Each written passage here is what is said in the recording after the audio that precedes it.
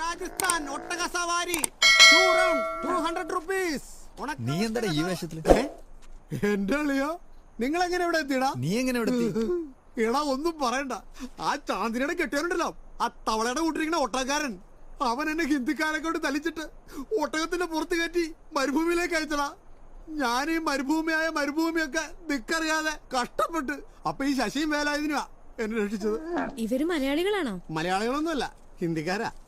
ഇവന്മാരൊക്കെ പേര് പഠിക്കാൻ പോയ 2 വർഷം അങ്ങനെ പോകും. അതുകൊണ്ട് ഞാൻ എന്റെ എളുപ്പത്തിനിട്ട പേരാ ശശിയും വേലായുധനും. ശശി വേലായുധ. டேய் நான் அன்னைக்கே சொன்னல அந்த ஒட்டக்காரவனை பார்த்தா கொலை பண்ணிடுவேன்னு. இப்போ என்னாச்சு?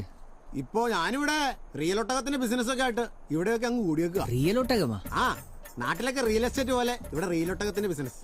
എന്നാലും നീ നല്ല നിലയിലായല്ലോ, രക്ഷപ്പെട്ടല്ലോ. രക്ഷപ്പെട്ടെന്നോ? ഞാനോ? നിനക്ക് അറിയാവോടാ, സത്യം പറഞ്ഞാൽ അന്ന് മുതൽ ഇന്ന് വരെ കഞ്ഞോളെ കണ്ടിട്ട് നാളുകളായടാ, നാളുകൾ. டேய் நீ கவலைப்படாத, நம்ம கூட வா. ഹാവൂ, രക്ഷപ്പെട്ടു. എങ്ങനെയെങ്കിലും എനിക്കൊന്ന് നാട്ടിലെത്തിയാൽ മതി.